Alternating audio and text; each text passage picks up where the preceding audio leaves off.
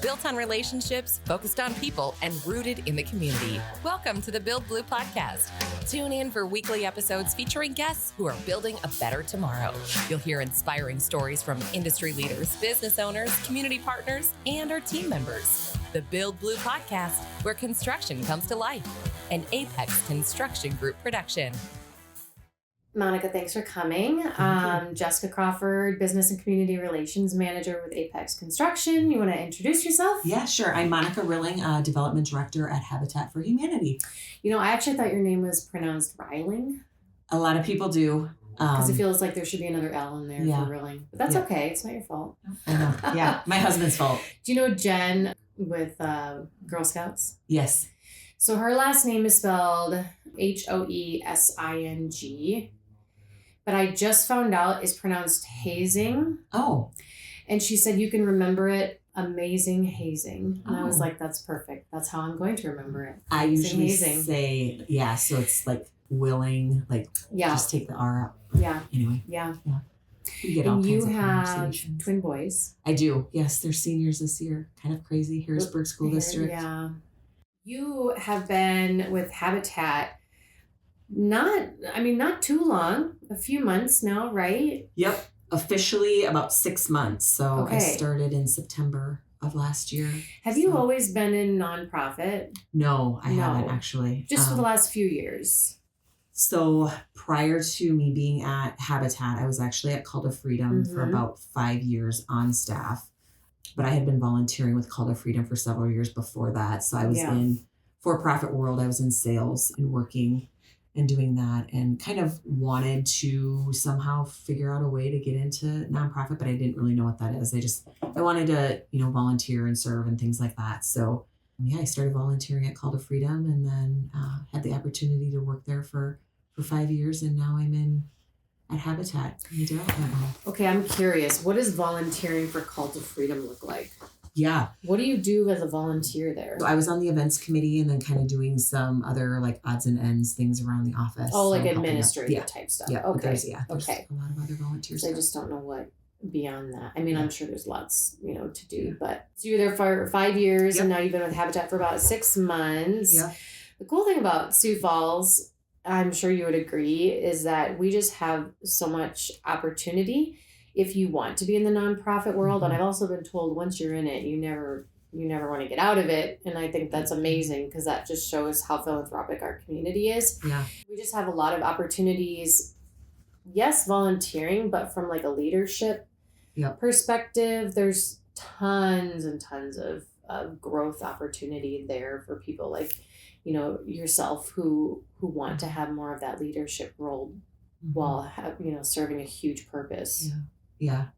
No, there definitely is, I think. And there are some great leaders in the nonprofit world right now, and they continue to just, see the opportunity and to do better and see those visions of what our community can be with nonprofits. And the collaboration piece is amazing, and how many nonprofits want to work together. We don't want to work against each other. We want to work together and being able to make this community even better than it is. So that's what I absolutely love, especially with Habitat. I mean, we're helping other nonprofits and, maybe it's helping them fix up, like Owens Outfitters, for example. We went in and helped them fix up some bathrooms and did some painting and got volunteers, with them. And it's just been cool. We're kind of possibly going to do some other, partnering with other nonprofits too. So yeah, working together. Yeah, that's really interesting. You brought up Owens Outfitters because Carrie with the Washington Pavilion was in here this morning, and she told me that they're with Lolly Cooler this year, the organization that is going to be benefiting from the event this year is Owens Outfitters. Yep.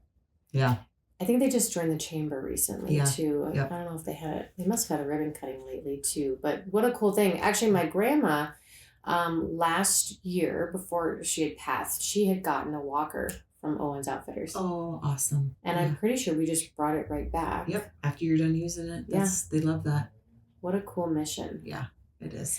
So you did some work for them. Yep. Painting and whatnot. Yep. So we had volunteers. So again, with our programs, with our homeownership program at Habitat, our partner families that are actually purchasing the homes once they're complete have to get not even volunteer hours. We call them sweat equity hours because that's truly what they are. So if they aren't able to work on their house and help build that day, they'll do other opportunities in, throughout the community. So that was an opportunity for them to be able to give back to Owens and put in some of their sweat equity hours with them. So yeah, some of the families were there and it was cool to see. I love that.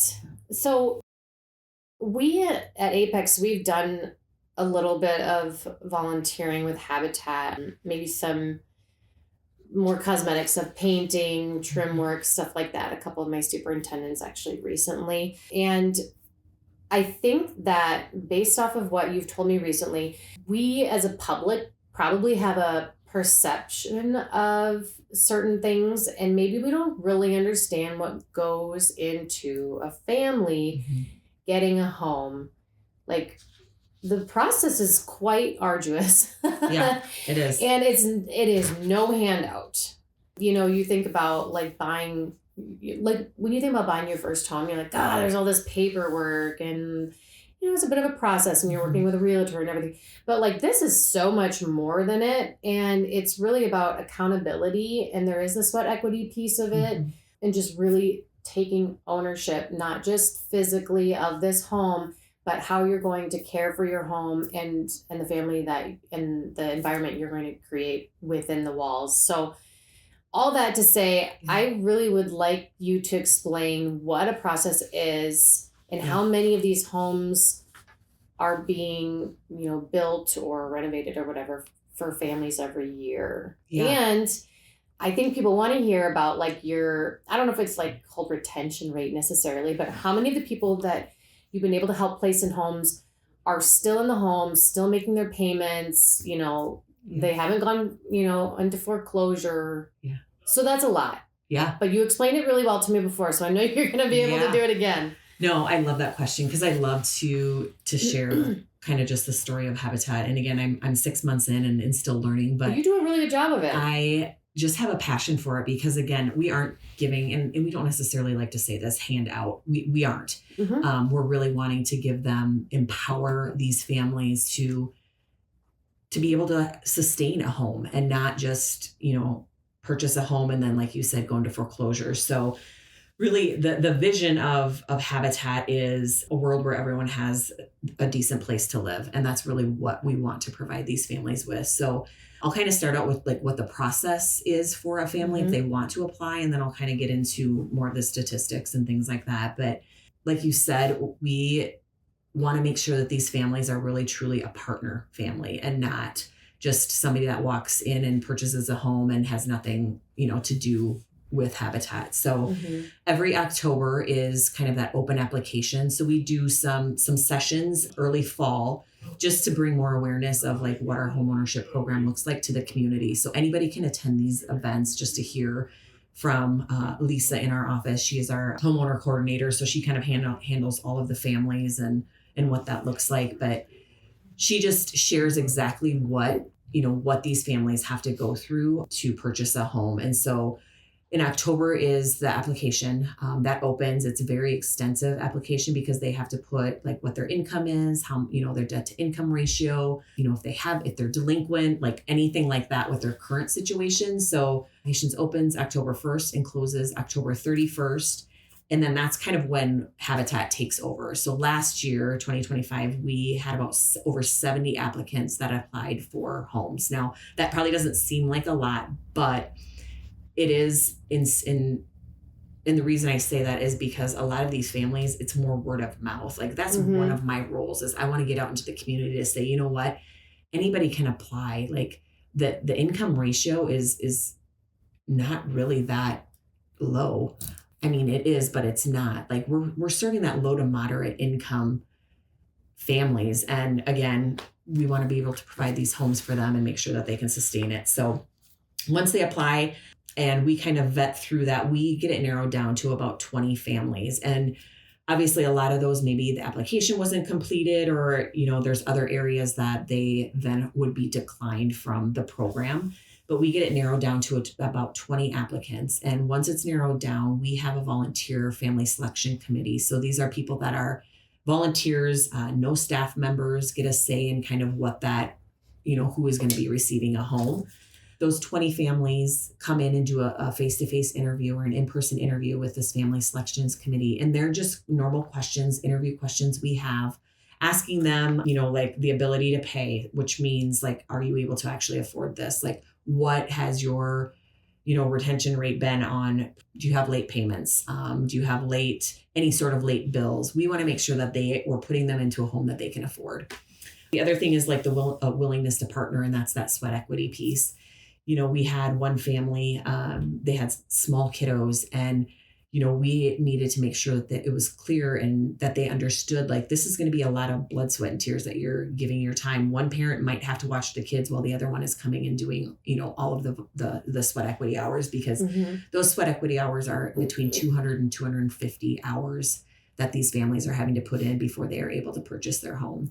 So it can take up to 2 years before the families actually are able to purchase the home and move in and be ready and dedicated to them. So it is quite an extensive process, but we get it narrowed down to about 10 families. Then those 10 families are approved by the board of directors. So again, very extensive. These families, by the time we're just approving the ones that came through in 2025. So we're just getting those, 10 families that'll be moving on to the next stage of building with us here recently. So sweat equity isn't necessarily like they're working on their own home.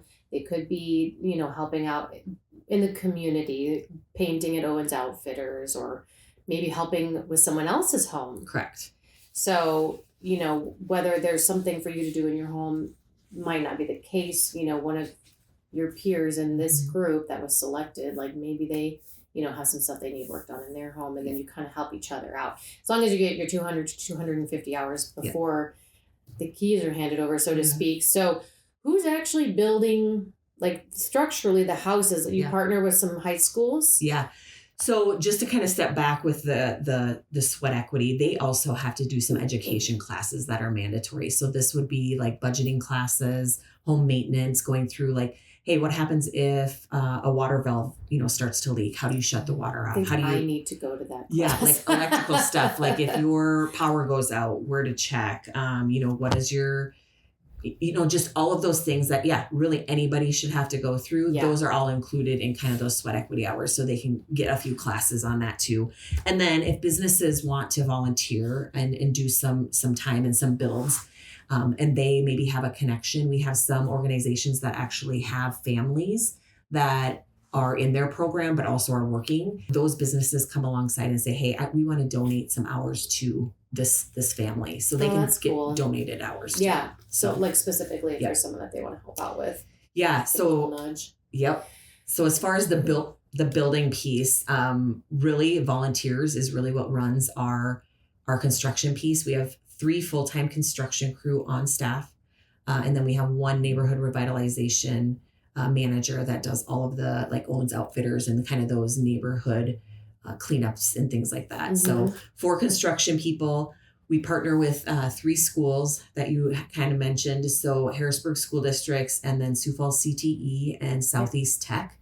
Those 3 schools have the ability to build homes right in their classes, which I think is so cool, because, several years ago, I think people had said, hey, it's not cool to get a trades degree, or it's not cool to go into construction or electrical or plumbing. You need to go get a 4-year degree. And we really lost that magic touch of the craftsmanship that comes out of these trades programs. So I was actually able to visit Harrisburg, and one of my boys currently is building one of the homes, and it's super cool to see them, because they're not only giving back to the community by building these homes, but learning that hands-on experience, how to put trusses up and how to, do shingles and sheetrock and, roofing and things that, again, they wouldn't learn normally in a high school, situation. And this could be for anybody too, because like last year, for example, we had an intern who is a female in the construction management program.